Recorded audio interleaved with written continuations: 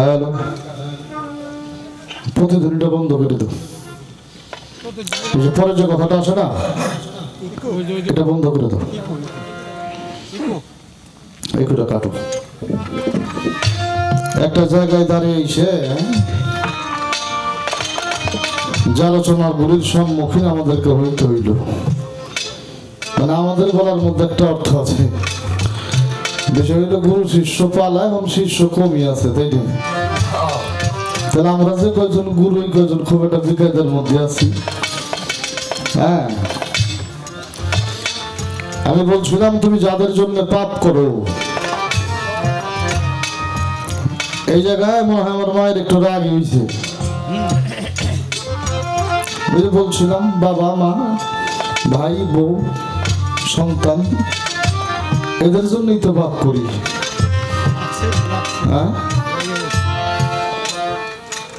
বাবারে ঘুরে গেলে দেখো বিষয়টা তাই। এখন তুমি যেই পাপের জায়গায় যেই পাপের খাড়াই নিয়ে খাড়া করছো, এটাও বউর হাতে হয়। ও না থাকলে হইতো না, তাই না? তো কাউরে দোষী না, আসলে নিজে ভালো না, এটাই বড় কথা। এখন তার ফায়সালা সেটা হইল কয়েকটা কথা। তার আল্লাহ বলছে নারী হইল ক্ষেত, পুরুষ হইল কৃষক। বীজ রোপণ করাবে, করবে, ফসল ফলাবে, যা ভবিষ্যতের পাথেয় হবে। তোর কথা হইল যে আমার বীজে ফসল ভালো হয় না কে? এই কথার সর্বোত্তম জবাব কি জানেন? তুমি ভালো না তাই তোমার বীজ ভালো না।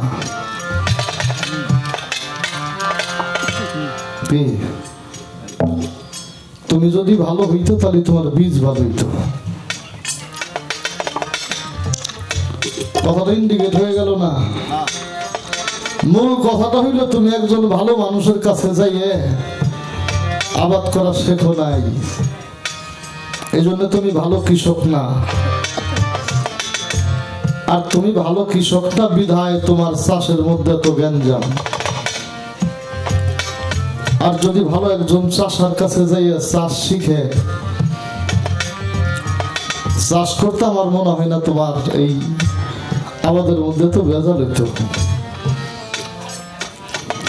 এই জন্যে আমাদের পল্লী কবি জসিমউদ্দিন সাহেব রূপবান যাত্রা আমরা তো দেখছি, তাই না? আগে হইল রূপ, তারপরে হইল বান। আগুন পানি বাতাস মাটি নূর দিয়ে বানাইয়ে আল্লাহ এটার নাম দিছে দেহ। এটার নাম হইল দেহ। সবসময় এটা ভালো করে দেখবা, এর জন্য কোনো ক্ষতি না হয়। আত্মা দিয়ে এই দেহটারে দেখার দায়িত্ব দিছে তোমারে, আর এই কামের জন্য আল্লাহ তোমারে পাঠাইছে। যারা নিজের হেফাজত করলো তারা নিজের হেফাজত করলো, যারা নিজের হেফাজত করলো তারা নূরের হেফাজত করলো, আর যারা নূরের হেফাজত করলো তাদের মধ্যে নূরের প্রকাশ পায়। এই জন্য আল্লাহ পবিত্র কোরআন শরীফের মধ্যে জানিয়ে দিল, সূরা হামিম সিজদার বাংলা অর্থ হইল গোলাবানি। বাবারা, ইহা যারা বেশি বেশি খরচ করে ওরা হইল জাহান্নামের কীট।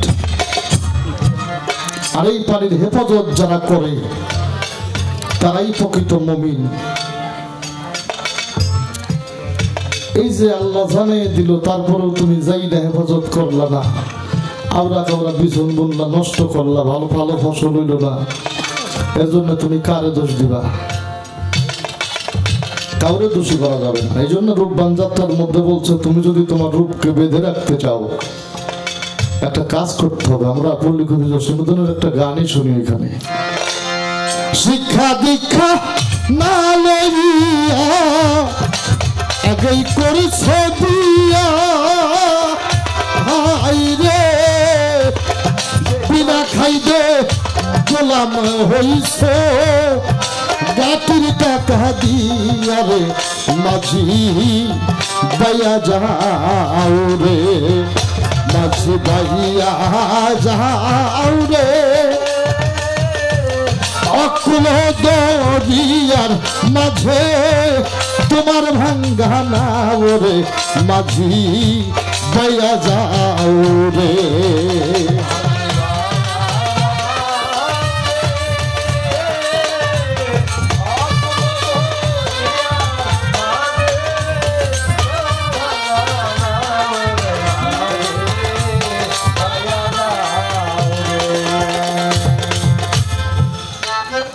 যিনি জানে তার কাছে যাই জানো, যিনি মানে তার কাছে যাই মানা শিখো, যিনি দেখে তার কাছে যাই দেখা শিখবা।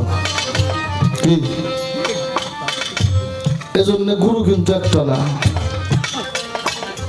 শিক্ষাগুরু দীক্ষাগুরু গুরু জ্যেষ্ঠ ভাই তার চাইতে অধিক গুরু। এটা হলো ভজনের কামাই।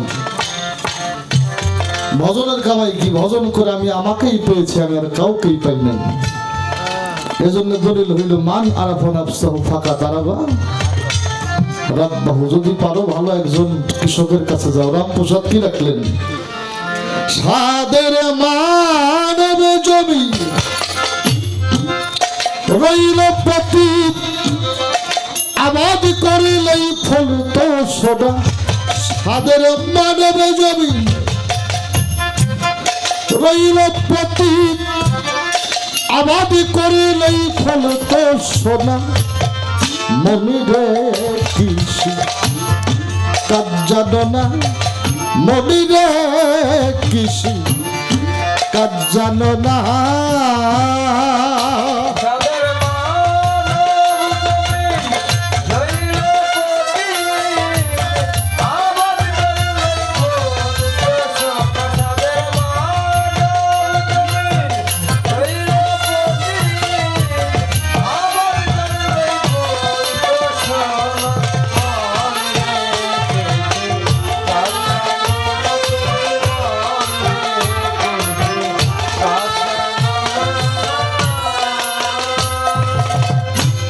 আগে কালী নামে দাউকা বেড়া,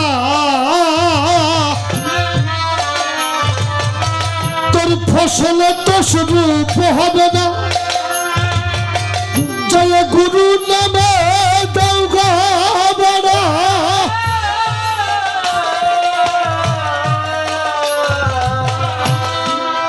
ফসলে তো রূপ হবে না। দিলে সত্যমে শোন মুক্ত বেড়া, ওই বেড়ায় আর জমে ঘাসে না। দিলেই সত্যমে শোন মুক্ত বেড়া, তার কাছে আর জন ঘাসে না। মনিরে কৃষি কাজ জানো না, মনিরে কৃষি কাজ জানো না।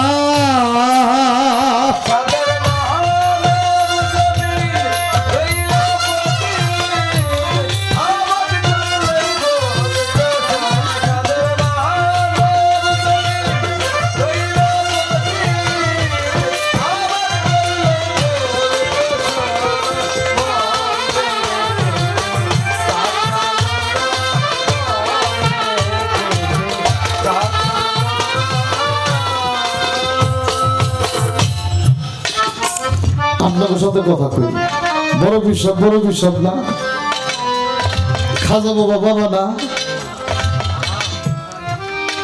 বড় বিশ্বাস। 51 জন সন্তান জন্ম দেয় নাই, খাজা বাবা সন্তান জন্ম দেয় নাই। তাতে কি বড় বিশ্বাস গিরি গেছে গা? খাজা বাবার বাবা গিরি গেছে গা? যায় নাই কে? বাবাজি একটু জায়গা পরিপাক করে অল্প কিছু ধান ছিটাইয়ে সেখান থেকে ধানের চারা হয় না? ধানের চারা হয়। আর একটা জমি মজুত করে এই চারাটা ওই জমিতে লাগাইলে একটি চারায় অসংখ্য ধান হয় কিনা? একটা ধান বললি যদি 100 ধান হয়, একটা ধানের ক্ষতি হয়েছে না লাভ হয়েছে? হ্যাঁ, লাভ হয়েছে। কয় যে বিয়ে শাদী করছি, পোলাপানে বাবা মা কইব নইলে বাবা হইলাম মা কেমনি? সৃষ্টির উদ্দেশ্যে বীজ রোপণ করো, এতে বীজের ক্ষতি হবে না। সমস্যা হইল বুনা খেতে বিছুন বন চাও নাকি, এই সবটা করো। সৃষ্টির উদ্দেশ্যে বীজ রোপণ করলে যদি ঘরে ফসল আসে, এই বীজে কখনো লস হয় না। খালি বীজ বুন ছাও, ফসল ঘরে আসে নাই। লাভ হয়েছে না লস হয়েছে?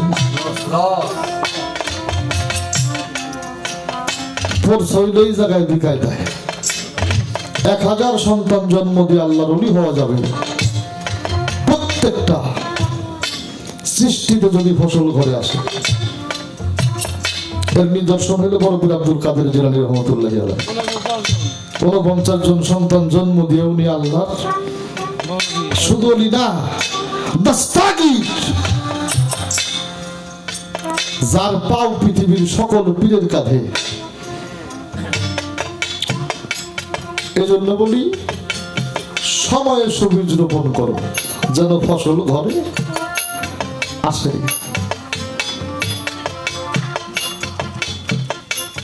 বোনা জমিতে ফসল বুনছো, ফসল ঘরে আসে না, এর জন্যই তুমি ঋণী। এই জায়গা থেকে মুক্ত হবা কেমনে? আমার আবাদ ভালো হইব কেমনে? আবাদ যদি ভালো করতে চাও তাহলে লাগে যে জমির জব জোগা। কি বাবা? এই ছেড়ে গেলে নবমী, আসিলে দশমী, হবে প্রতিমা বিসর্জন। ছেড়ে গেলে নবমী, আসিবে দশমী, প্রতিমা বিসর্জন।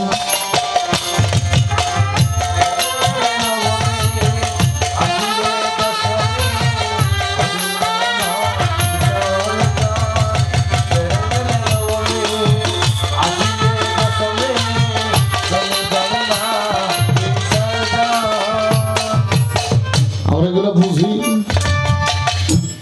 এগুলো যে হিন্দুরা বোঝে। হ্যাঁ না, ওরা বোঝে কেমন? যে ওপরে মা দুর্গা পূজার মধ্যে যখন আসে নবমী দশমী বিসর্জন হয় কিনা, জমির যখন আসে, আমরা তো জানি মাটি হয়, অতিরিক্ত বৃষ্টি হইলে কিন্তু সেটা জোনা। এই পানি মাটির মধ্যে ডাববে, উপর থেকে কিছু রস শোষণ হয়ে যাবে, উপরে শুকিয়ে ভিতরে কিছু রস জন্মাবে, কি কিছু রস থাকবে। যারা ভালো চাষা ওরা উপরে দেখলেই বলতে পারে জমির জো আছে না নাই। জো বুঝে চাষ দিয়ে খালি বিছন বুনবো, যতে ফসল হয়ে যাবে, হবে না? তাহলে বাবা 3 দিন হয় জোয়ার, 3 দিন থাকে হইল জোয়ার, তাই থাকে না?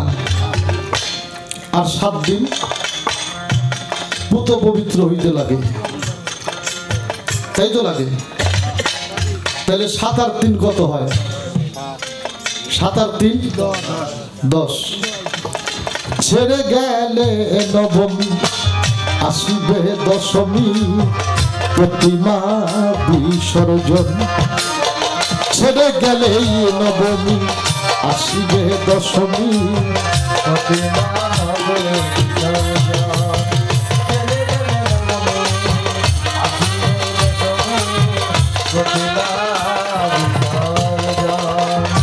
11 গেল, 12 আমাবস্যা 13 তারিখেও লাগতে পারে। বিশেষ করে 13 তারিখে আমাবস্যাটা বেশি লাগে বাবা, তাই লাগে কিনা? আমাবস্যার আগেই ভরা পূর্ণিমা,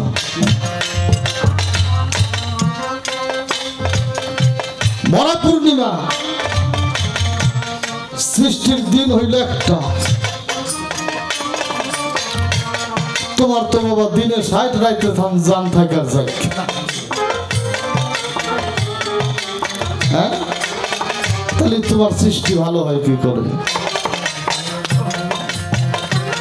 এজন্য যে জানে তারে মানোগা, মাইনে বোঝোগা, বুঝে চাষ করোগা, অবশ্যই অবশ্যই ফসল ভালো হবে।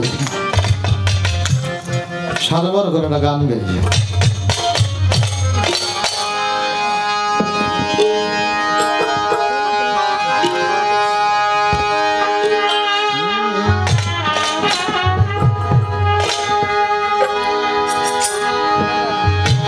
সাক্ষী আছে দুধের ভান্ডারে ভোলাবন, সাক্ষী আছে দুধের ভান্ডারে ওজার উপরে ভাসে মাখন সাদা, সরল হয়ে আছে যেই জোড়া, সরলে যে গরলনি সেদা, সরল হয়ে আছে যেই জোড়া।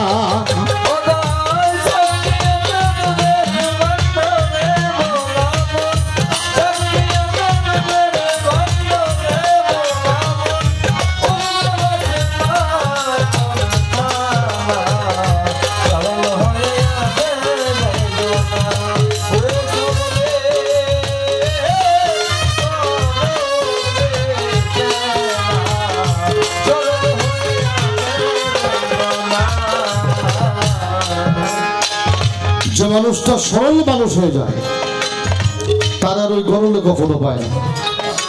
আর যতক্ষণ তুমি সরল সহজ শুদ্ধ না হতে পারবে, মাতন সরকার তোমার সারা জীবন কইলেও 5 পয়সা লাভ নাই।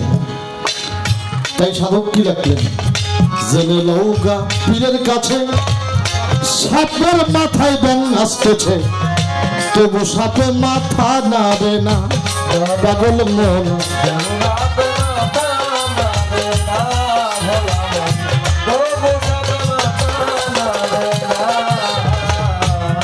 জেনে লৌগা যার যার পীরের কাছে সাপের মাথায় ব্যাং আসতেছে, তবু সাপে মাথা নাড়ে না।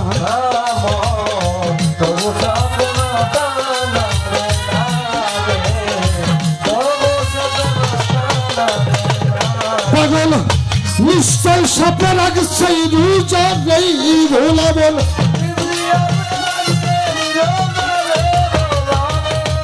নিশ্চয় সাপের আগে সে রুজা নেই ভোলা বল, তাই বুঝি মাথা উঠায় না, সরল হয়ে যাচ্ছে যেই জোড়া, ও সরলে গলনি সেদা, সরল হয়ে আছে যেই জোড়া।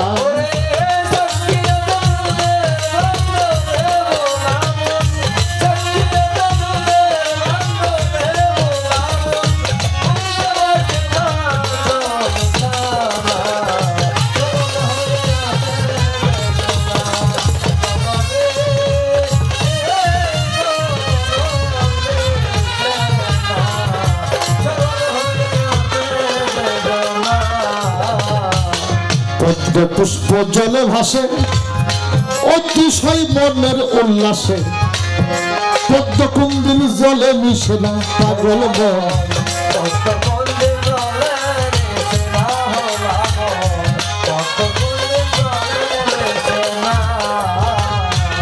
পদ্ম পাতা জলেই ভাসে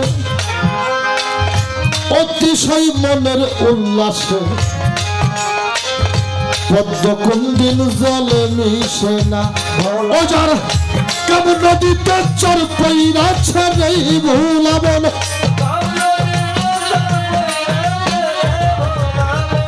কেমন নদীতে যার চর পইরাছে নেই ভোলা বল, প্রেম নদীতে জল আটে না, সরল হয়ে যাচ্ছে যেই জোড়া, সরলে গলনি সেনা, সরল হয়ে যাচ্ছে যেই জোড়া।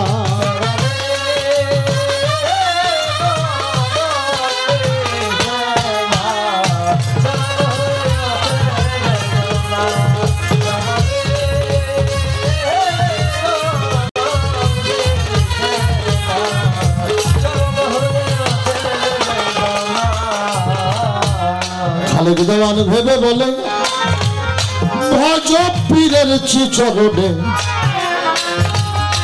সার কইরাল মনের বাসনা পাগল মন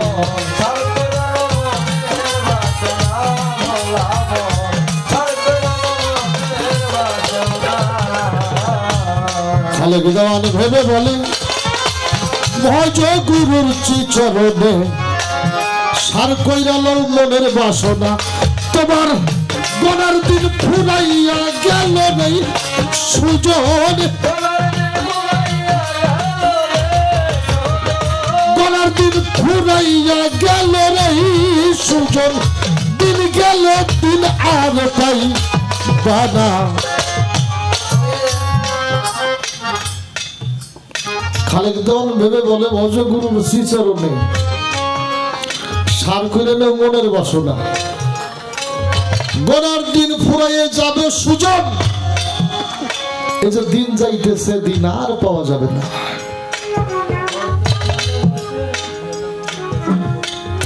দয়ালের কাছে মুরিদ হইয়া যে নাম গুরু দেয় নামের সাথে প্রেম করো গা একেবারে সহজ ভাষায় বলতেছি পীর মুর্শিদের হাতে হাত দিয়ে বায়াত হইয়া গুরু যে নাম দেয় আগে নামের সাথে প্রেম করো গা জালালউদ্দিন খাঁ সাহেব লেখলেন নামী তন্ত্র নামী মন্ত্র নামে কাটে মনের ভ্রান্ত নাম জপিয়ে নিশিকান্ত মরা নামী হয় সে নাম যদি ভালো লাগে তোমার দীনবন্ধুর নাম গুরু যে নাম দিছে এই নাম যদি ভালো লাগে এই নামের সাথে যদি প্রেম হয় রূপ সামনে দাঁড়িয়ে যাবে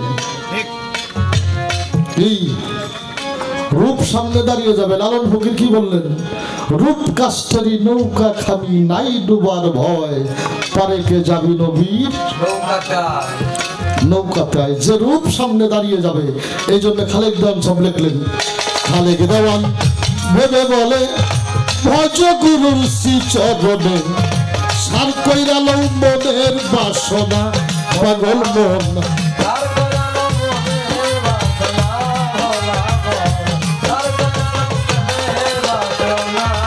তোমার গোনার দিন ফুরাইয়া গেল নেই সুজন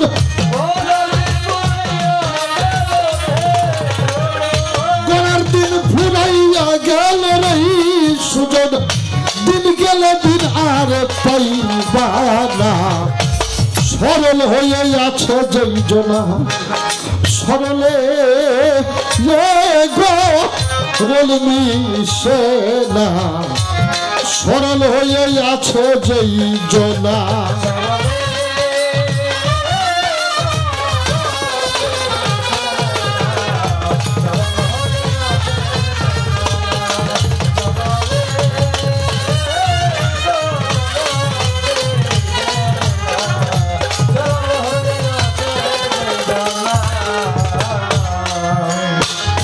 এটা হইল শুনে যাও নিজের সঠিক শুদ্ধ করার পন্থা এটা হলো নিজের ভালো করার পথ নিজে যখন সরল হয়ে যাবে তোমার আর গরলে পাবে না আর যখন গরল তোমার না পাবে তখন আর তোমার এই দেহের কোনো ক্ষয় হবে না প্রশ্ন আসছে কি যা হারাইছি তা পাওয়া যাবে পাওয়া যাবে পাওয়া যাবে যদি হারিয়ে থাকো পাওয়া যাবে যেখানে হারাইছো সেই জায়গা তুমি চিনো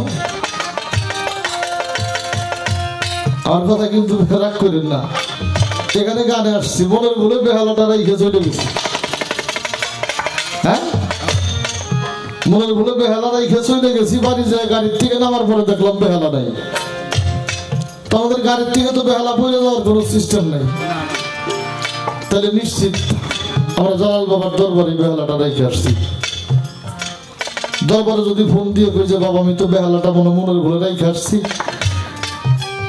অবশ্যই দরবারের মানুষগুলি বলবে ভাই বেহালা তো রেখে গেছেন এটা আমাদের হেফাজতে আছে যখন সময় বানাইছে নিয়ে যায় নাকি বাবা তা সারা জীবন হারাইছি পাবো হ্যাঁ বাবা যেথায় হারিয়েছ সেই জায়গাটা তোমাকে চিনতে হবে সেই জায়গা চিনে যদি পাওয়ার করণ করতে পারো। এই বাবা রাগ করেন না, মেলা মানুষ টেহা হারাইলে এই হারামজাদার টেহা ফিরাই দেওয়া এটা এই খারাপ কাম। মেলা মানুষ আছে টেহা হারাইছে, তুমি পাইছাও, হ্যাঁ ঠাস করে গো তোমার টাহা নিছিস কে? এরকম মানুষ নাই? মানে পাইয়ে হেফাজত করে আমি একটা বোকামি করছি, আমি হয়ে গেছি দোষী, তুই আমার টাহা নিছিস কে? তাহলে এরকম হারামজাদা মানুষের টেহা এবারে ফিরাই দেওয়া বাদ দিয়ে মসজিদ মাদ্রাসায় দেওয়া ভালো। আর যার হারায় তার যদি আজিজি থাকে, মিনতি থাকে, তার খোঁজাটা যদি খোঁজার মতো হয়, বুঝার মতো একজন মানুষ পাইলে অবশ্যই তারে তা ফিরাই দেবে। কি হ্যাঁ?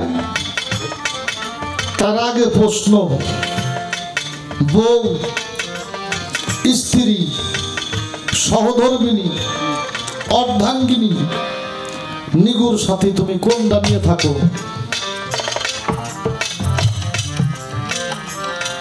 আমার কথা বোঝেন কিনা বাবা? বিয়ে করছে এটা হলো বউ, তো 2 দিন আমাকে বাড়ি থাকবো, 2 দিন বাপের বাড়ি যাই খালি টৌ টৌ করবো, এর কোনো কিছু কম হইলে বাড়ির হাত নাই।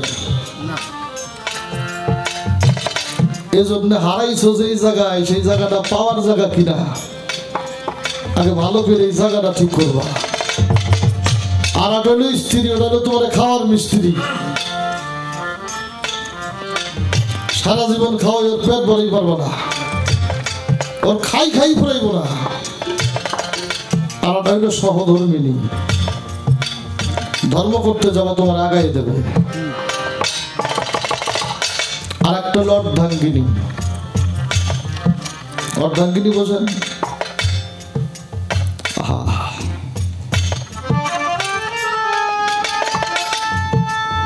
ফাতেমাতুজ জাহরা। কোন একদিন মাওলা আলীর সাথে তার একটু কথা কাটাকাটি হইলে মাওলা আলী যাইয়ে মসজিদে নববীর বারান্দায় শুয়ে আছে।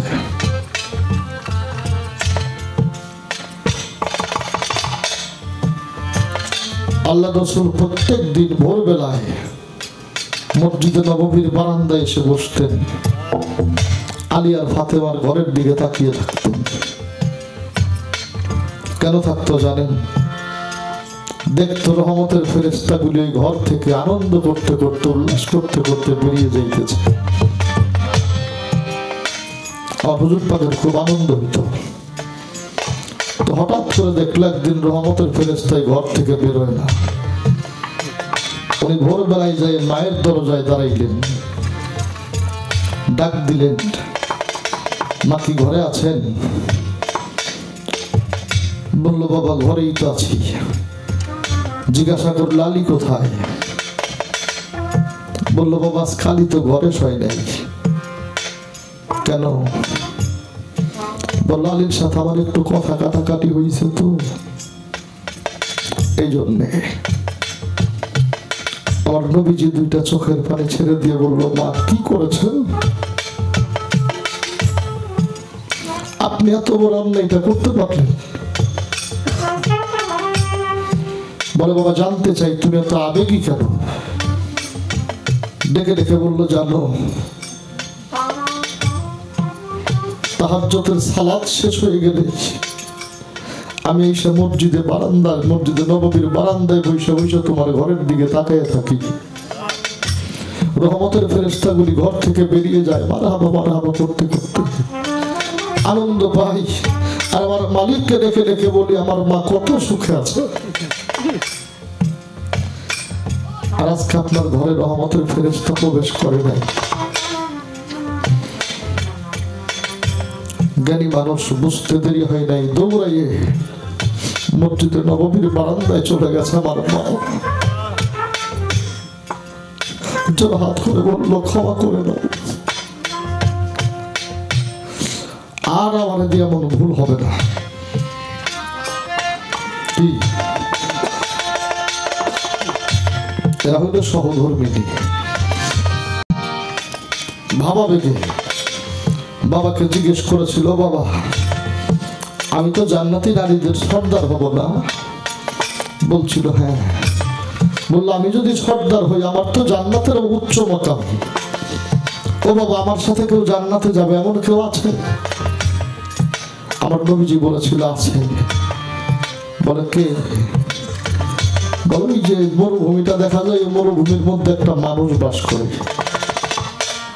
ওর নাম কিলু কাঠুরিয়া, ও জঙ্গলে কাঠ কাটে, ওর স্ত্রীর নাম রহিমা, ও তোমার সাথে জান্নাতে যাবে। কেমন যেন হয়ে গেল মা আমার, একটা কাঠুরিয়ার স্ত্রী আর আমি জান্নাতের সর্দার, সে আমার সাথে জান্নাতে হয় কি করে? ও বাবা আমি দেখতে চাই। বলে দেখতে পারো। মাওলা আলীর কাছ থেকে ইজাজত নিয়ে যাবে। ইমাম হুসাইন ডেকে ডেকে বলল, মা কোথায় যান? বললো আমি কিনু কাঠুরিয়ার স্ত্রীকে দেখতে যাবো। বলে আমারে নিয়ে যান। রওনা হয়ে গেছে। যে ডাক দিছে, কিনু কাঠুরিয়ার স্ত্রী বাড়িতে আছো? বলে হ্যাঁ। কে আপনি? বললাম আমি নবীর বিটি ফাতেমা। পাগল হয়ে গেছে, ঘর থেকে উদাস হয়ে গেছে। নবীর বিটি আমার দুয়ারে আসছে, কেন আসছেন জানতে পারি? বলছিল আমি তোমার একটা বার দেখতে চাই। আর ইমাম হুসাইন বলেছিল, মা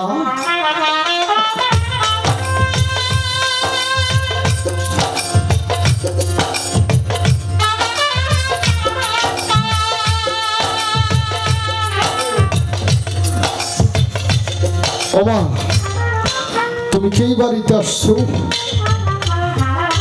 বলে হ্যাঁ বাবা। ভিতর থেকে জিজ্ঞাসা করেছিল কাকে নিয়ে আসছেন? বললে এটা আমার ছোট ছেলে হুসাইন। বলে মা গো আমার কপাল খারাপ, এই জন্য আপনার সাথে দেখা করতে পারবো না। বলে কেন? বলে আমি একটা মেয়ে মানুষ, আপনাকে দেখতে পারি, একটি মেয়ে মানুষ, কিন্তু আমার স্বামীর ইজাজতের বাহিরে আমি একটা পুরুষের মুখ দেখতে পারি না।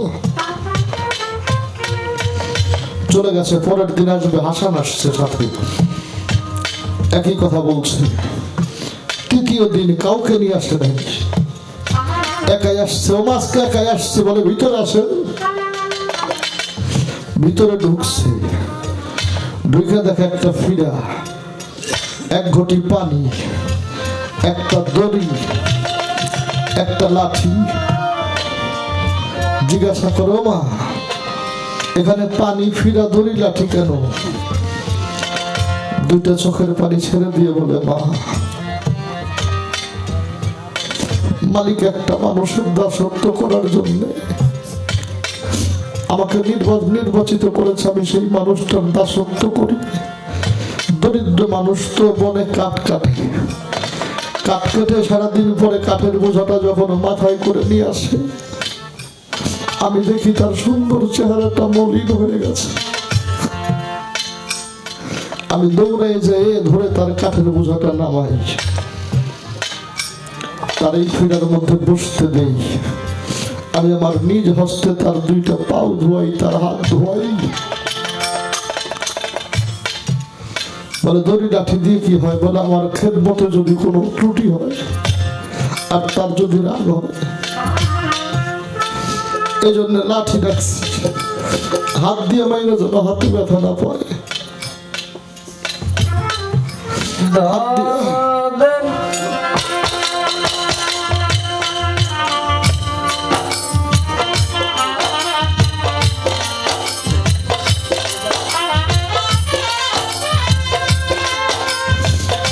আমার স্বামী হাত দিয়ে মাইরে যেন হাতে ব্যথা না পায়, এই জন্য লাঠি রাখছো, যেন আমার লাঠি দিয়ে মারে। বলে দড়ি রাখছো কেন?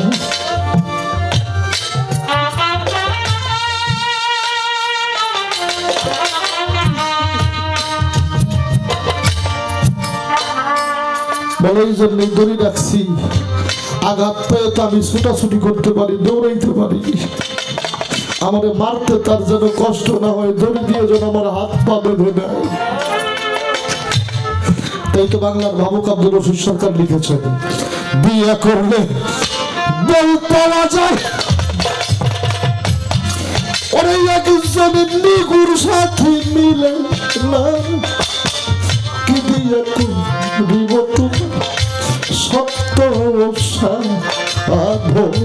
না বিয়ে করলে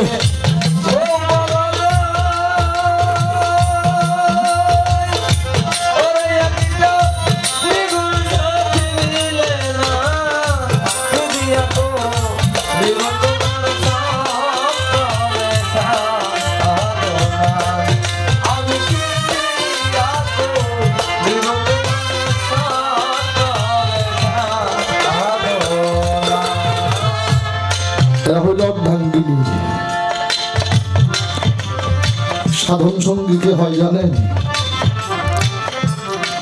আর হুজুর পাক আম্মা জানে খাদিজা ওফাতের পরে চিৎকার দিয়ে বলছিল আমি আমার ইসলামের যুদ্ধের ডাইন হাতিয়ারটা হারিয়ে ফেললাম। উনি কারো কথা বলে নাই, আম্মা জানে খাদিজাকে হারিয়ে উনি চিৎকার দিয়ে বলেছিল আমি আমার ইসলামের যুদ্ধের ডাইন হাতিয়ারটা হারিয়ে ফেলেছি। অর্থাৎ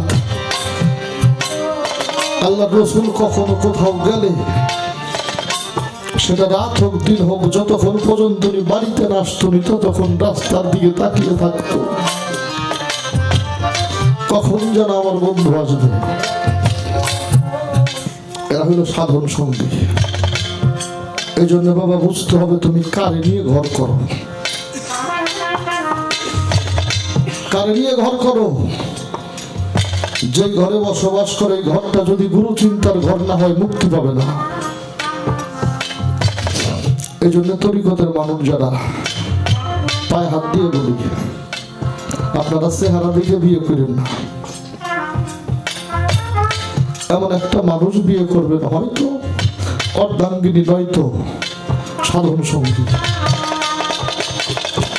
তারা যেন করে নেওয়া যায়, ফকিরি করতে পারবেন। আর তা যদি না হয় শুধু নামে ফকির, কামের জায়গায় আপনি কিচ্ছু হইতে পারবেন না। বিয়ে করলে বউ পাওয়া যায়,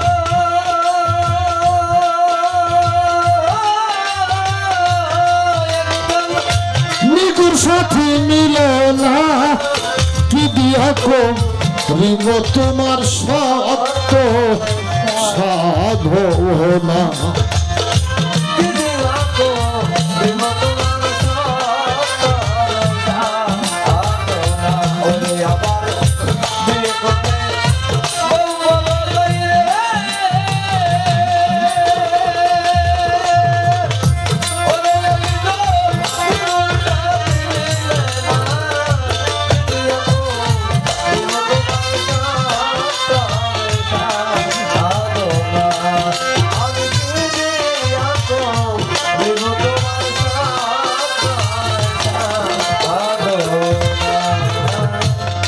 দুনিয়া এসে যারা ভালো একজন মুর্শিদ পায় নাই আর মনের মতো বউ যারা পায় নাই এদের দুনিয়ায় আসাটা একেবারে নিষ্ফলতা।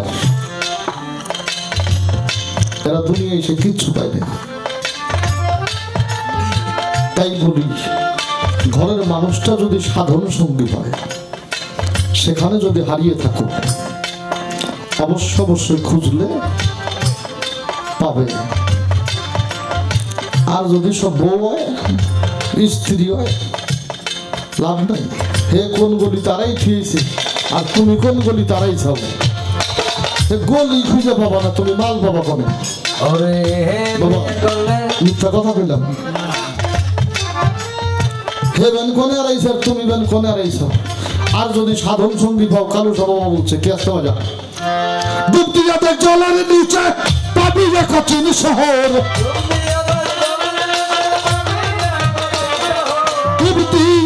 জলের নিচে পাবি এক কঠিন শহর। যে ঘাটে মাল হারাইলি ওই ঘাটে তালাশ কর, যে ঘাটে মাল হারাইলি ওই ঘাটে তালাশ কর।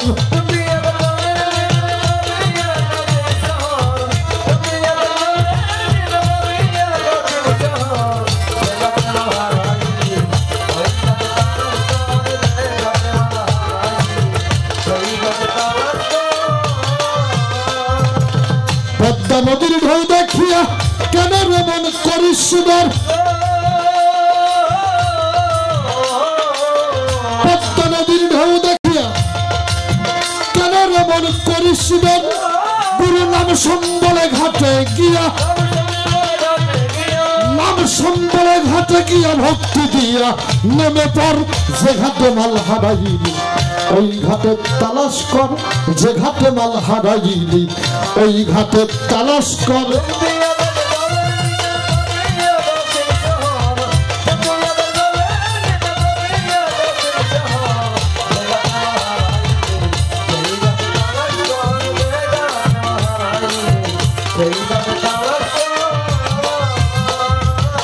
মরার ঘাটে বাঁচতে চাইলে তুই মরার সাধন আগে কর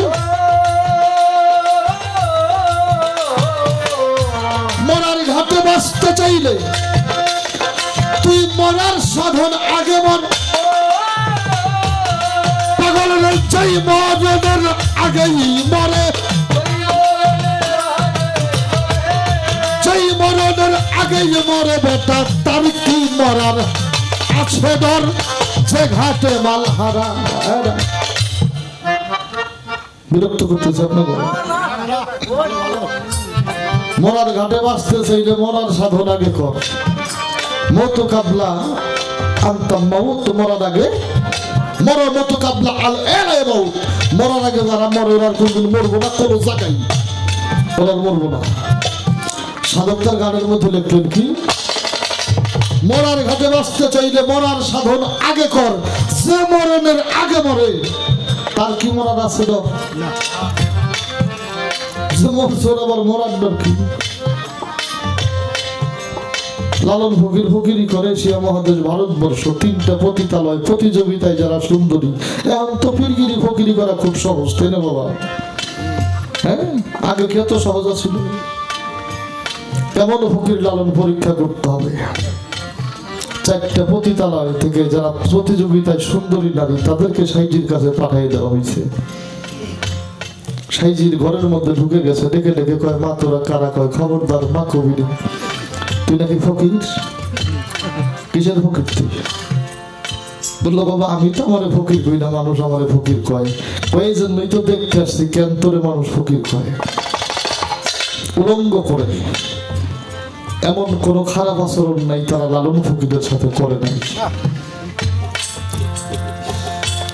শরীরের একটা লোম দাঁড়ায় না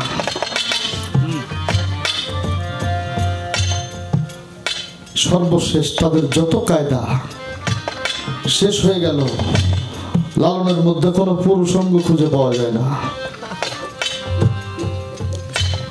একটা মেয়ে বলে আমাদের দেখলে তো অনেক পুরুষের নিয়ে হারিয়ে যায় কেমন মানুষ দেখতো মানুষটা জীবিত না মৃত নাকের মধ্যে তুলা দিছে এটা ভিতরেও যায় না বাইরেও যায় না নিঃসন্দেহে মরা মানুষ নাকি ওরা রাম রাম করতে করতে ঘর থেকে বেরিয়ে গেছে হায় হায় ভগবান আমরা একটা মৃত মানুষের সাথে এরকম কার্যকলাপ এরকম আচরণ করলাম যদিও পতিতা পাপ পুণ্যিত বুঝি ওরা রাম রাম করতে চান লালন ফকির ঘরের থেকে গান গায় সত্য পথে কেউ নাই রাজি সত্য পথে কেউ নাই রাজি সব দেখি মন তা না না না না জাদ গেল বলে আজব কারখানা জাদ গেল বলে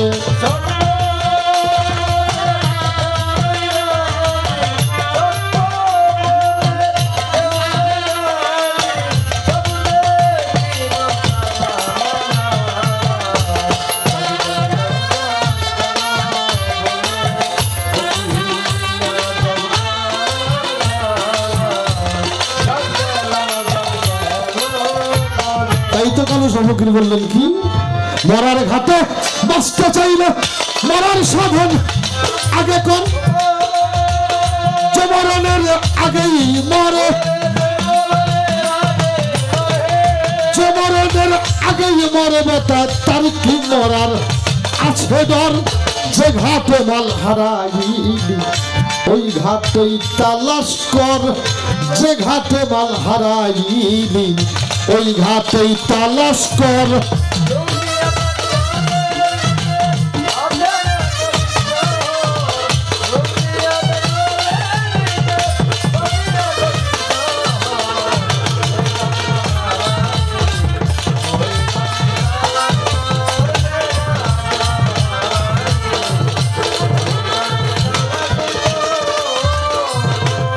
কালো সাথে কিরে বলে সঙ্গে বালক বলি তোরে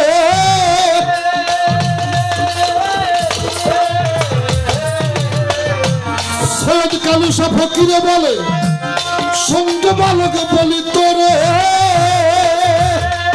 ওই দেখ মুর্শিদি যার হয়েছে সম্বল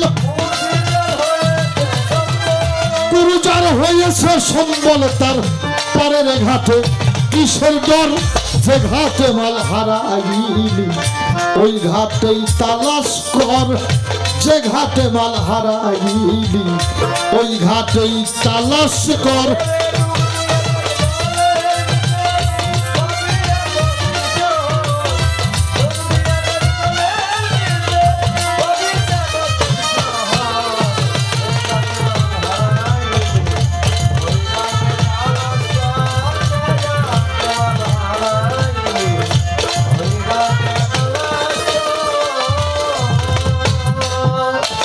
নিজের গলি যদি ভালো থাকে তাহলে ভালো গলিতে তুই ওটা গেলি বাবা হ্যাঁ আর তোমায় যদি ভেজাল বাজে তুই সকল তাই জানি না পাবো কেন হ্যাঁ একটু বুঝে খুঁজলেই পাওয়া যাবে সমস্যা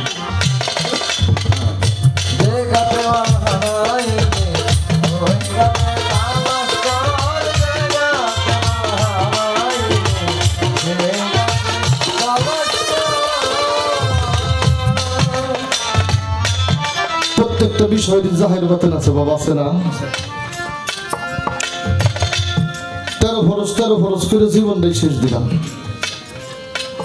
তাই না আসলে ফরজ কামাই হইল কিনা কি ফরজই হইল না কপালে দায়ুসি লেখলাম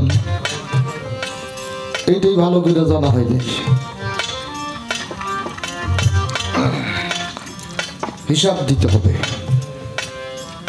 হিসাব হাসরের মাঠে আল্লাহ সর্বপ্রথম করবে খুনের বিচার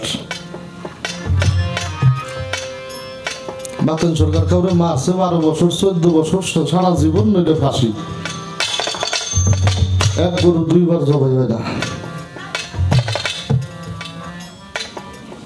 হাজার হাজার খুন করেছে আল্লাহ ছাড়া কেউ জানে না সাক্ষী নেই দুনিয়ায় কেউ বিচার করবো দাঁড়িয়ে দিয়েছি আমরা একটু চিন্তার মধ্যে যাই যদি ঢুকি দেখবেন এই যে আমাদের ছাওয়ালি নওশেদ চাঁদ পাগল মির্জাপুর থানা ছাওয়ালি নওশেদ চাঁদ পাগল উনি কিন্তু সম্ভ্রান্ত পরিবারের একটা মানুষ ব্রিটিশের সময় মানুষটা বিয়ে পাস সরকারি আমিন জমির মাত্র স্বামী মারা গেছে দেবরের সাথে জায়গা ভাগ হচ্ছে উনি জায়গা ভাগ করলেন মেয়েটারে বললো 1 গ্লাস পানি দাও খাইয়ে বাড়ি যাই পানির গ্লাস হাতে দিয়ে বলছিল নওশেদ জায়গা মাপা হয়ে গেছে বাবা বলে হ্যাঁ মা জায়গা মাপা হয়ে গেছে বলে তুমি এত জায়গা অত অল্প সময় মাপলা তুমি কি তোমার নিজের জায়গাটা মাপছো কখনো ভেবেছিল হয়তো বাবার জায়গার কথা বলছেন আমার বাবা বেঁচে আছে তো এখনো জায়গা ভাগাভাগি হয় নাই বলো না আল্লাহ তোমার 3.5 জায়গা দিয়ে বানাইছিল এই জায়গাটা মাপছো লেখাপড়া করলে ভালো শিক্ষিত হওয়া যায় ভালো মানুষ হওয়া যায় না ভালো মানুষ হইতে গেলে ভালো মানুষের সঙ্গে স্পর্শ লাগে আল্লাহর অশেষ রহমত লাগে তাছাড়া হয় না ওনার মতো একটা মানুষ হাতের শিকল ফেলে দিয়ে মেয়েটার 2টা পাও জড়াই ধরছে আমার জায়গা মেপে দাও মেয়েটা বললো নওশেদ তোর জন্য মালিকের কাছে দোয়া করি এমন একজন মানুষ যেন মালিক তোর ভাগ্যে মিলাই দেয় যেই মানুষ তোর জায়গাটা মেপে দেবে হাতের শিকল ফেলে চলে গেছে রাস্তায় যে মানুষই আসে দৌড়ে যায় পাও জড়াই ধরে জায়গা মেপে দেয় যারা বোঝেন এরকম বলে অতিরিক্ত লেখাপড়া করতে যেয়ে মাথা নষ্ট হয়ে গেছে এখনো কিন্তু এরকম একটা কথা আমাদের মধ্যে আছে অতিরিক্ত লেখাপড়া করতে করতে মাথা নষ্ট হয়ে গেছে পাগল হয়ে গেছে যারা বোঝে তারা জোর হাত করে চোখের জল ফেলে বলে নওশেদ দোয়া করি মালিক জন এমন একজন মানুষ তোর ভাগ্যে জোটাই দেয় মহিম পাগল আসতেছে দৌড়ে যে মহিম পাগলের পাও ধরছে, আমার জায়গা মাইপে দাও। মহিম পাগলের হাতে আসা, শরীরে যতটা শক্তি ততটা শক্তি দিয়ে নৌসেরের পিঠে আঘাত করে, যতটা আঘাত করে ততটা শক্ত করে পাও জড়াই ধরে, জায়গা মেপে না দিলে ছাড়বো না। মহিম চাঁদ পাগল দুইটা চোখের জল ছেড়ে দিয়ে বলেছিল, নৌসের জানিস আমি একটা হিন্দুর ছেলে, আমি একটা মুসলমানদের একটু ভালোবাসতে যে আমার সমাজ, আমার দেশের মানুষ আমাকে আমার গৃহ থেকে তাড়িয়ে দিয়েছে। মানে না ওরা, তুই তো মুসলমানের ছেলে, এটা তোর সমাজ মানবে, এটা তোর পরিবার মানবে। নৌসের চাঁদ পাগল বলেছিল, আমার কাউরে চাই না, আমি আমার জমিনটা মাপতে চাই। কোনোভাবেই যখন পাওনা ছাড়ে বলছিল, পিছে পিছে ঘুরতে থাকে, যদি কোনোদিন গুরু কৃপা হয় তোর জায়গাটা মাপা হবে। 3 বছর বাবার একটা মাত্র ছেলে নৌসের, অনেক লোকজন পাঠাইছে নৌসের বাড়ি টানার জন্য, উনি কখনো মহিম পাগলের রেখা বাড়ি আসে না। বৃহত্তর ময়মনসিংহ ডিস্ট্রিক্ট এটা। তখন ময়মনসিংহ কোর্টে যায় মহিম পাগলের নামে নৌসের পাগলের বাবা কেস করলো, আমার ছেলেটারে কি জাদু টোনা করছে, বাড়ি আসতে দেয় না, আপনার আমার ছেলেটা নিয়ে দেন। হাঁটতে হাঁটতে নৌসের চাঁদ পাগল, মহিম চাঁদ পাগল যায় কাঠগড়ায় দাঁড়াইছে। মহিম চাঁদ পাগল জোর হাত করে দাঁড়িয়ে আছে, নৌসের চাঁদ পাগল কাঠগড়ার মধ্যে মহিম চাঁদ পাগলের দুইটা পাও জড়াই ধরে বসে রয়েছে। হাকিম ডেকে ডেকে বলে, মহিম চাঁদ পাগল আপনি কোর্টের নিয়ম জানেন, আইন জানেন? বলে, বাবা আমি পাগল মানুষ, আমি আইন জানুন কেমনে? বলে, বাবা কোর্টে আসলে উকিল লাগে, আপনি কি উকিল নিছেন? বলে, আমি উকিল দিয়ে করুন কি? নৌসের চাঁদ পাগল দাঁড়িয়ে গেছে, জোর হাত করে কয়, হাকিম আমার একটা কথা শুনবেন? গুরুধরা মানুষ তো। হাকিম মুখের দিকে তাকিয়ে মায়া লাগছে, বলে, কে তুমি, কি বলতে চাও? উনি চিৎকার দিয়ে বলল, আমার নামে নৌসের, যার জন্য এই সবার পাগল এসে কাঠ গড়ায় দাঁড়িয়েছে। আমার পাগলটা দেখে মনে হয় পাগল কাঠ গড়ার মানুষ। বলে, কি বলতে চাও তুমি? বলে, আমি 3 বছর বাড়ি যাই না, বাবা অনেকবার লোকজন পাঠাইছে আমার নিতে, আমি যাই নাই। আমার পাগলের নামে কেস করছে, আজকে পাগল এসে কাঠগড়ায় দাঁড়াইছে। আমার বাবার একটু আমার সামনে আনেন, আমি বাবারে 2টা কথা জিজ্ঞাসা করবো। সামনানছে ডেকে ডেকে বলে, বাবা আমি নৌসের তো তোমাদের এক রাত্রের ফসল মাত্র না। এক রাত্রের ফসল না বাবা? বলে, হ্যাঁ। বলো, বাবা তোমার লুঙ্গিতে মায়ের কাপড়ে কত নৌসের শেষ হয়ে গেছে বাবা, নৌসের হয়ে আসতে পারে নাই।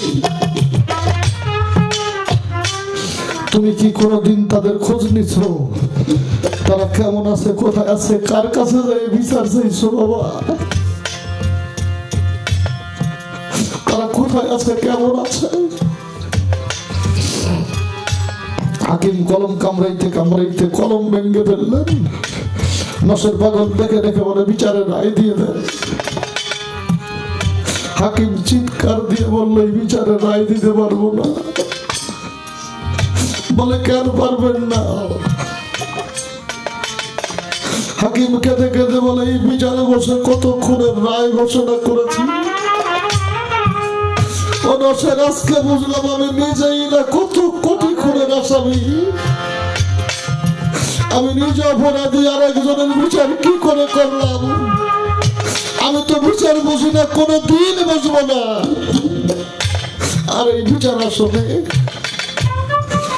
আসন ছেড়ে দিয়ে দৌড়ে এসে মহিমচাঁদ পাগলের পাও জড়াই ধরছে, দয়াল আমার একটু জায়গা দাও না, আমার একটু চরণ তলে জায়গা দাও। মহিম পাগল ডেকে ডেকে বলেছিল, হাকিম আমার নস না জায়গা মাপার জন্য আসছিল, হয়ে গেছে, তোমার আমার নবসের কাছে রেখে গেলাম। ছাওয়া দিতে যাবেন, যাই দেখবেন যা কিছু আছে এর অধিকাংশই সেই হাকিমের অবদান। পায়ে হাত দিয়ে বলি, গুরু ধরা মানুষ যারা, আমরা যেন দায় মনের আসামি না হই, আমরা যেন এই জায়গার আসামি না হই। কারণ এইখানে যার মুক্তি হয় নাই তার মুক্তি কোথাও হবে, অন্তত এটা আমারই মানে বিশ্বাস হয় না। কবির ভাব যেমন, দুঃখের চোটে কলিজা ফাটে দে, ও জালাল চা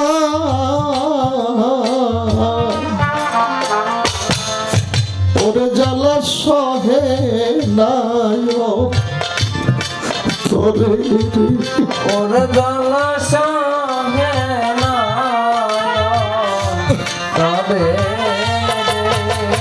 ওরে জ্বালা সহে নাই তোরে রে,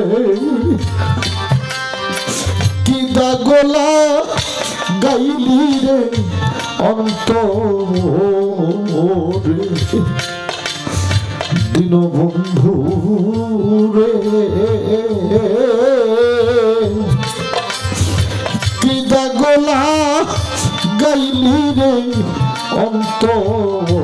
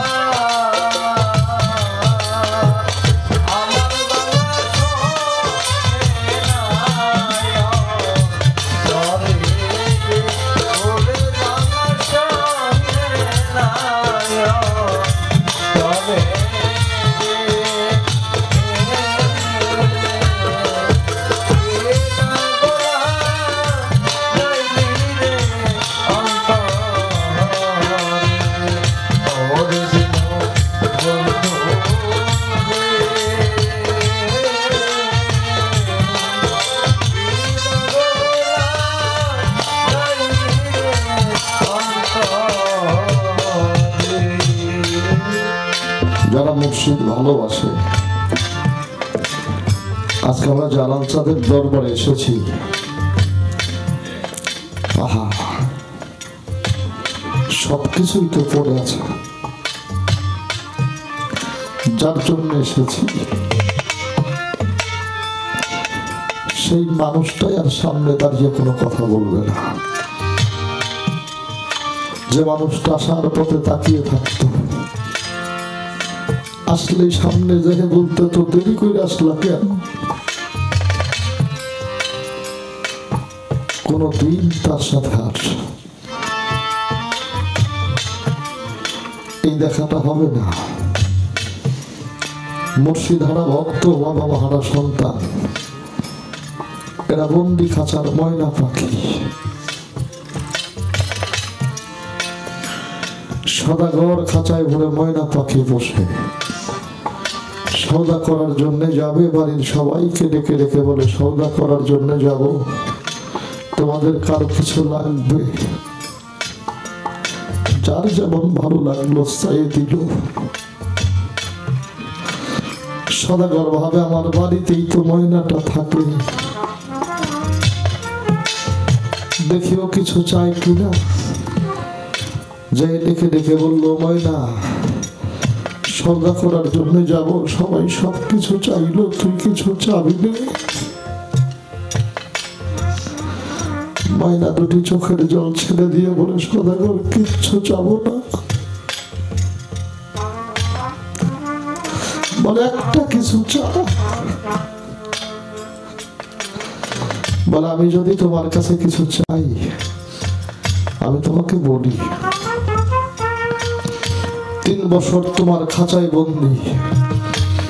জানো আমার একটা জোড়ার পাখি ছিল, শিকারী যখন আমাকে ধরেছে আমার জোড়ার পাখিটা কোথায় যেন হারিয়ে গেছে। তোমার এই খাঁচায় বসে বসে না আমি কত কত দিক তাকিয়ে থাকি, ওর সাথে আমার আর দেখা হয় নাই। যদি ওর সাথে দেখা হয় তুমি শুধু বলবো আমি তোমার খাঁচায় বন্দি আছি, ও যদি আমার খবর পায় একটা বার হয়তো আমার দেখার জন্য আসবে, আমি খাঁচায় বসে বসে তার একটু দেখবো।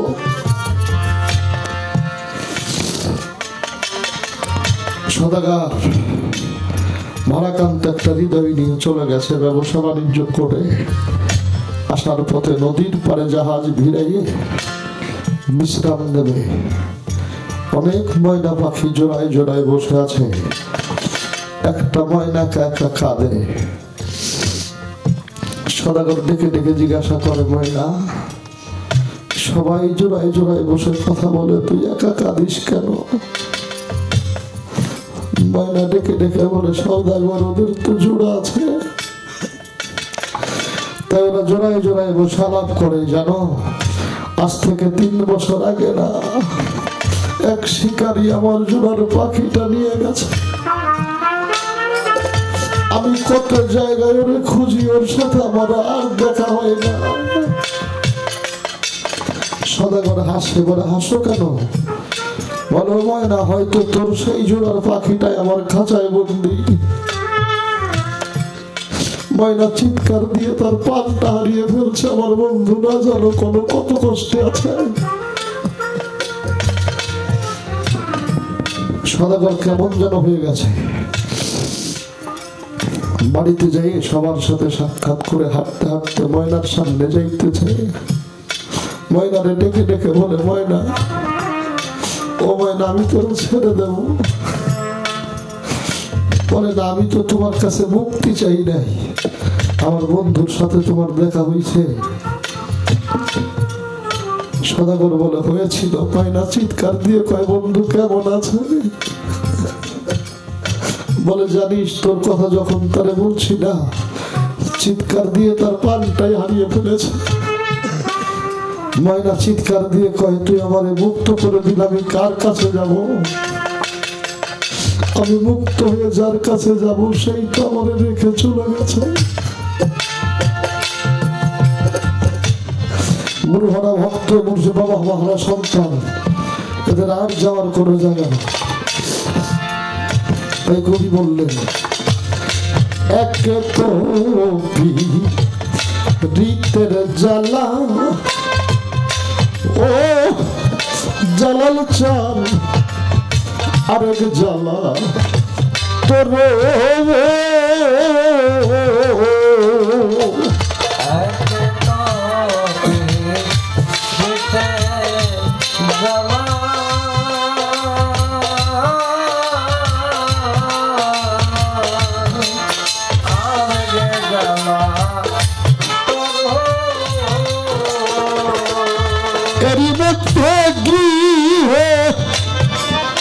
জ্বালারে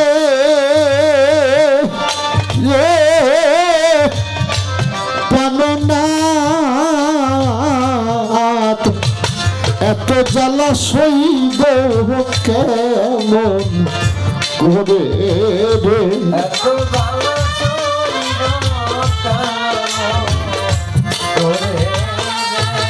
এত জ্বালা সইব কেমন করে রে? কি দাগলা গাইলি রে অন্তরে?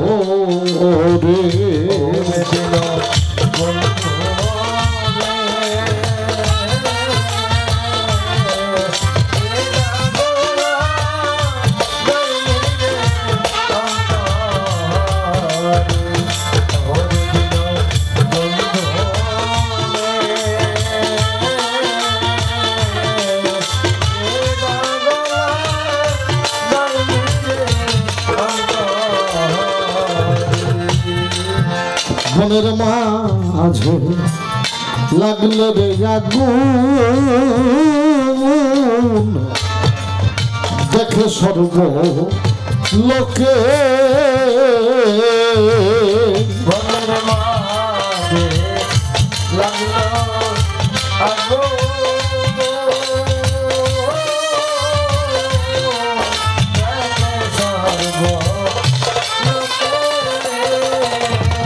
মনের মাঝে লাগলে আগুন রে ও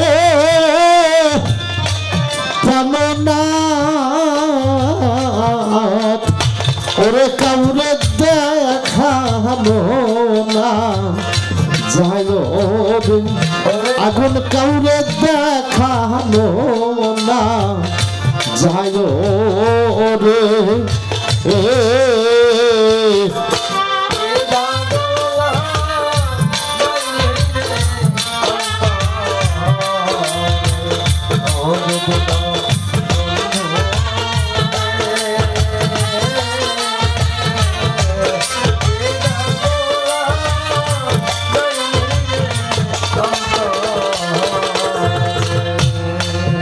নেদুসাফো তীরে বলে সৈয়দ কালু সারস রলে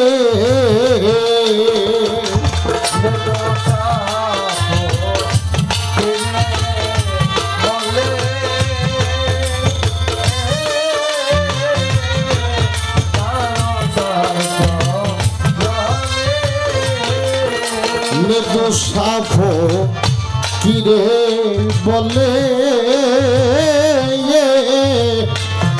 কালু সারচ ডে এবার কঠিন প্রেমরে বননা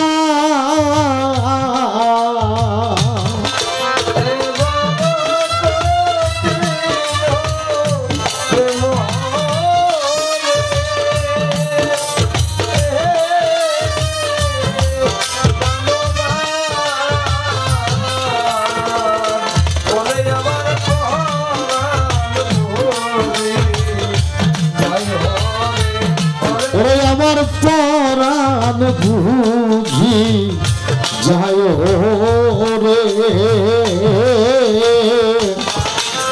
কিদা গলা গাইলি রে অন্তরে ও দিল বন্ধু রে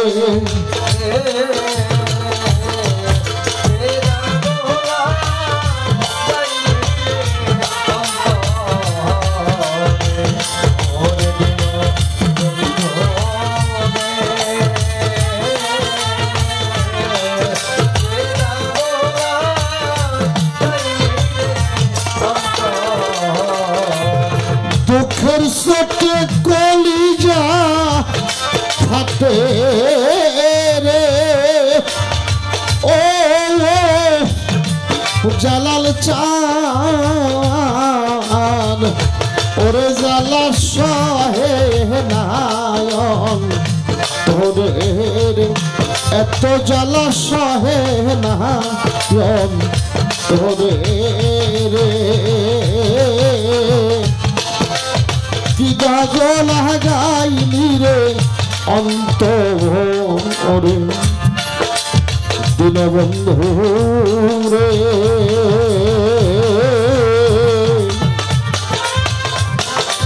কি গাগল